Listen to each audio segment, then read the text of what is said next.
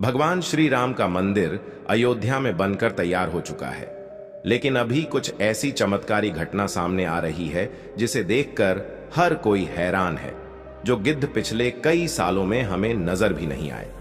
अचानक अयोध्या के अंदर बड़ी संख्या में गिद्धों का झुंड पहुंच गया है। कई लोग इन्हें साक्षात जटायु कह रहे हैं, जो भगवान श्री राम के मंदिर की प्राण प्रतिष्ठा में शामिल होने के लिए आए हैं। लोगों को हैरानी इसलिए हो रही है क्योंकि जो गिद्ध की प्रजाति विलुप्त होने की कगार पर है, साल 2000 के बाद इतनी संख्या में कहीं पर भी नजर नहीं आए, और इतनी बड़ी संख्या में अयोध्या पहुंच जाना वाकई में भगवान श्री राम का चमत्कार है।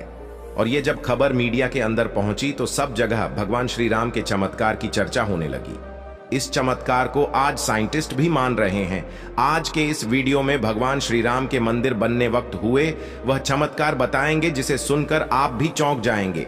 आखिर क्यों नेपाल से 200 विशाल शिलाएं लाई गई थी, जिस भगवान श्री राम की मूर्ति बनाई जानी थी, लेकिन उनसे मूर्ति न बनाकर दूसरे पत्थरों को लाया गया।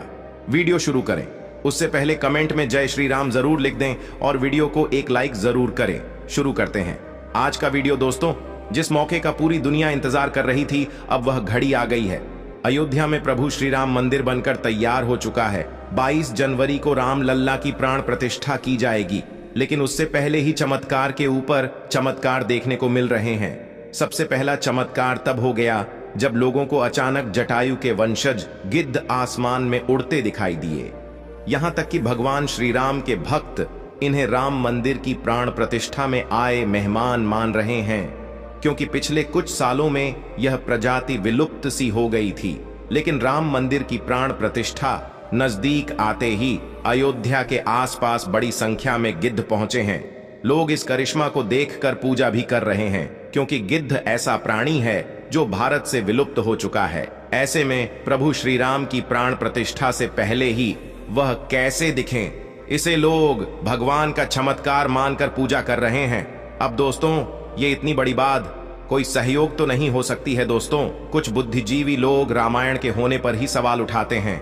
उन लोगों का मानना है कि रामायण असल में कहानी थी, मगर दोस्तों, आज भी रामायण से जुड़े हुए कई सारे ऐसे सबूत मौजूद हैं जो हर किसी को मानने के लिए मजबूर कर रहे हैं। भगवान राम ने जो पुल बनाया था लंका जाने के लिए, वह आज भी मौजूद है। उसे वैज्ञानिकों ने भी माना है। वैज्ञानिकों ने उसे देखकर कह दिया कि यह कोई प्राकृतिक नहीं है, बल्कि इंसानों द्वारा बनाया गया है। और जिस जगह पर वह पुल बनाया गया था, वह आज भी उसी जगह पर मौजूद है। उस समय भगवान श्री राम ने अपने चमत्कार से पत्थर को पानी के अंदर तेरा दिया था, और उन तेड़ते हुए पत्थरों पर कदम रख के वानर सेना लंका में गई थी। दूसरा सबसे बड़ा सबूत रावण कुल की लंका है। रावण की लंका आज भी मौजूद है, और यह चमत्कार भी बहुत बड़ा सबूत है। जटायु गिद्ध प्रजाति से ताल्लुक रखते थे, वहीं जटायु भगवान श्री राम के परम भक्त थे। दोस्तों, जटायु और भगवान श्री राम के बारे में रामायण में भी कई बार हमें जिक्र मिलता है। त्रेता युग में जब भगवान श्री राम को अपने पिता द्वारा वनवास का आदेश मिला था, तब पंचवटी में भगवान श्री राम की पक्षीराज जटायु से मुलाकात हुई थी। पक्षीराज जटायु माता सीता को अपनी पुत्री के समान मानते थे। दरअसल जब रावण माता सीता का हरण करके ले जा रहा था, तब जटायु ने ही लंकापति रावण को सीता माता की रक्षा के लिए युद्ध किया था। वहीं जटायु, जिन्होंने अपने पंखों से रावण को बहुत चोट पहुंचाई थी, रावण के शरीर को जटायु ने लहूलुहान कर दिया था। इस संघर्ष में जटायु ने अपने प्राणों की आहुति दी थी। छत्तीसगढ़ के दंडकारण्य में गिद्धराज जटायु का मंदिर है। यह वह स्थान है जब सीता का अपहरण कर रावण पुष्पक विमान से लंका जा रहा था, तो सबसे पहले जटायु ने ही रावण को रोका था। राम की राह में जटायु पहले शहीद थे। राम कथा में प्रसंग आता है जब जटायु के भाई संपाति ने कहा कि मेरे पंख कमजोर है, मगर आंख दूर की चीजें देख सकती हैं, इसीलिए मैं सीता जी को अशोक वाटिका में बैठी देख रहा हूं। इसलिए लोग इन्हें साक्षात जटायु के वंशज मान रहे हैं।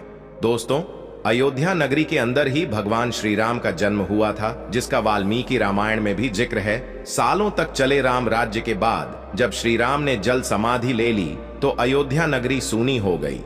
पौराणिक मान्यताओं के अनुसार उज्जैन के राजा विक्रमादित्य जब यहाँ राज्य करने आए, तो उन्हें उजाड़ भूमि पर कुछ चमत्कार दिखाई देने लगे। खोज की तो पता चला कि ये श्री राम की जन्मभूमि है। इसके बाद उन्होंने यहाँ श्री राम के भव्य मंदिर का निर्माण कराया, जिसमें काले रंग के कसौटी पत्थर वाले 84 स्तंभ थे।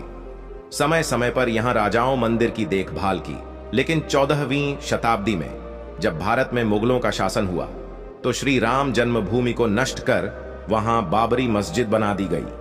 1525 में राम जन्मभूमि मंदिर को बाबर के सेनापति मीर बाकी ने ध्वस्त करवाया था। बाबरी मस्जिद की 3 गुंबद थी, जिसके बाहरी हिस्से में एक चबूतरे में श्री राम के बाल स्वरूप की पूजा होती थी। इसे राम चबूतरा कहते थे। लेकिन 1950 में बाबरी मस्जिद के मुख्य गुंबद के ठीक नीचे वही मूर्ति निकली जो सदियों से राम चबूतरे पर विराजमान थी। बाबरी मस्जिद और राम जन्मभूमि मंदिर पर सालों चले विवाद के बाद आखिरकार श्री राम की अपनी जन्मस्थली पर प्राण प्रतिष्ठा हो रही है। अब एक सवाल यह है कि आखिर अयोध्या में भगवान श्री राम की मूर्ति बनाने के लिए नेपाल से 200 विशाल पत्थरों को लाया गया था। इन पत्थरों को लाने के बाद आखिर क्यों उन पत्थरों से मूर्ति नहीं बनाई गई? ऐसी क्या वजह थी कि नेपाल के उन 200 पत्थरों की जगह दूसरे पत्थरों का इस्तेमाल किया गया? दरअसल राम मंदिर के निर्माण का काम पूरा होने के बाद फरवरी में नेपाल के काली गंदगी तट से 200 शिलाएं अयोध्या लाई गई थीं। इन 200 शिलाओं का वजन 14 दल और 27 टन था। शुरुआत में इन शिलाओं से राम मूर्ति बनाए जाने की बात सामने आई, लेकिन बाद में पता चला कि इन शिलाओं को राम मूर्ति बनाने के लिए उचित नहीं पाया गया। भारतीय मीडिया में छपी कुछ खबरों के मुताबिक इन पत्थरों से मूर्ति नहीं बनाए जाने की एक वजह राम मंदिर से जुड़े संतों की ओर से जताई गई आपत्ति थी। खबरों के मुताबिक कुछ संतों का मानना था कि इन पत्थरों को मूर्ति निर्माण में इस्तेमाल नहीं कर सकते, क्योंकि कालिंदी की चट्टानों को तोड़ा नहीं जाना चाहिए, क्योंकि वे शालिग्राम के बराबर है। हालांकि अयोध्या पहुंचे नेपाली प्रतिनिधियों के मुताबिक इन शिलाओं की तकनीकी जांच के बाद मूर्तिकारों ने कहा कि ऐसी शिला से मूर्ति तराशना संभव नहीं है। इसके बाद दूसरे पत्थरों से मूर्तियां बनाई गई।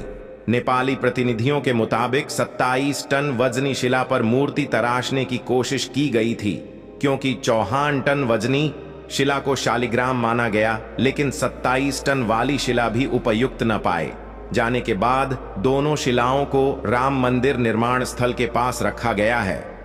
भारतीय मीडिया के मुताबिक राम मंदिर के गर्भगृह में रखने के लिए देश के अलग अलग जगहों से लाए गए पत्थरों से 3 मूर्तियां बनाई गई हैं। इनमें से सबसे अच्छी मूर्ति का चयन कर उसे गर्भगृह में स्थापित किया जाएगा। दोस्तों, अयोध्या में दुनिया का सबसे बड़ा विशाल मंदिर बन रहा है। लोग बेसब्री से इंतजार कर रहे हैं। राम मंदिर के लिए कुल 168 एकड़ जमीन है, जिसे 2 एकड़ में मंदिर बन रहा है।